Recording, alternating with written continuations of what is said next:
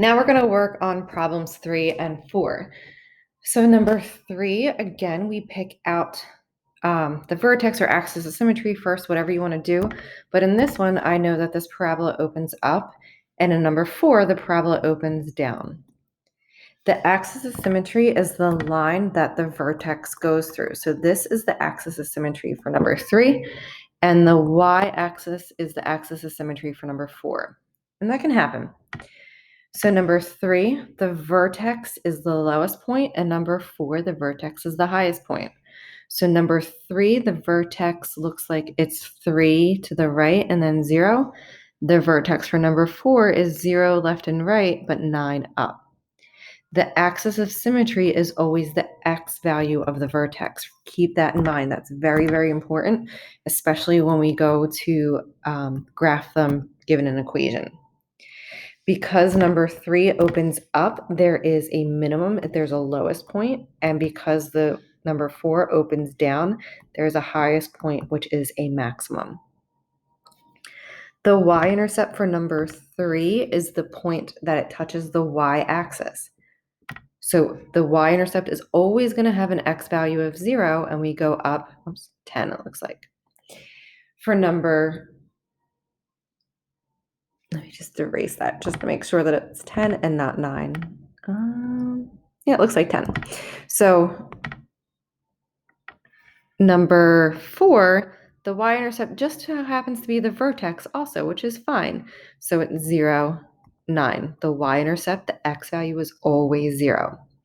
Remember the reflection point. So if this one is 3 to the left of the vertex, the axis of symmetry, the reflection is going to be 3 to the right.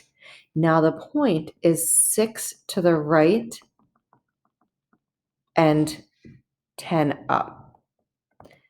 The y value is always going to be the same for the y-intercept and the reflection point. So again, for this reflection point, if it's not any to the left, it's not any to the right, we can't reflect it over the y-intercept. So you can either write none or you can write 0, 9, whatever you want to write. I'm not too particular about that. The zeros are the x-intercepts, remember. So the zeros are the x-intercepts. So the zeros are the points on the x-axis. Well, it just so happens to be the vertex. In this one, there's 3, 0. There's only one x-intercept in this one. For number 4, though, the x-intercepts are these 2 points, -3, 0 and 3, 0. The x-intercept, the x is always 0. For the y-intercept, the y value is always 0. So keep that in mind.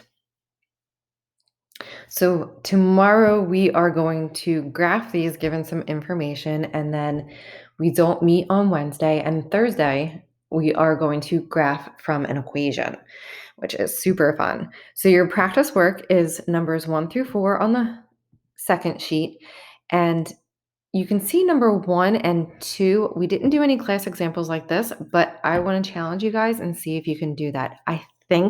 I'm positive that you guys can graph this stuff given this information, or graph this parabola given this information. And then 3 and 4 are like what we did in class quotes just now for the examples. Let me know if you have any problems, like always, and happy graphing.